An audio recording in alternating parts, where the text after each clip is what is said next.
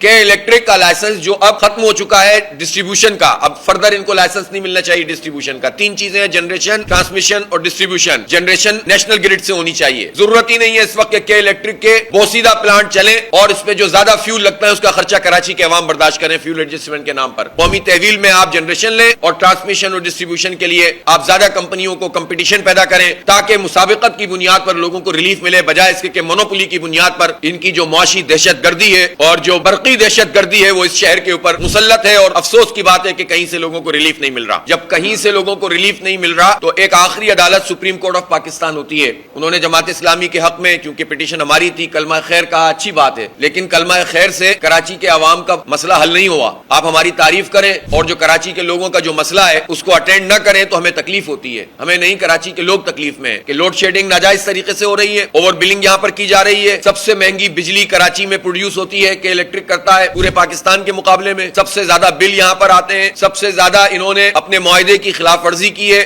جتنے یونٹ اس وقت بنتے تھے تقریباً اتنے یونٹ اس وقت بھی بن رہے ہیں. 18 سال میں کہ الیکٹرک نے پرائیویٹائز ہونے کے بعد پروڈکشن میں یعنی جنریشن میں بجلی کی کوئی اضافہ ہی نہیں کیا، پیداوار میں اضافہ ہی نہیں کیا، بلکہ 9% کمی واقع ہو گئی. تو کس بنیاد پر ان کی پرائیویٹائزیشن اور لائسنس جاری رکھا جائے؟ لیکن کے الیکٹرک پوری طاقت کے ساتھ موجود ہے اور کراچی کے لوگوں کے ساتھ ظلم کر رہا ہے اور کوئی پوچھنے والا نہیں ہے. تو لوگ کہاں جائیں گے پھر؟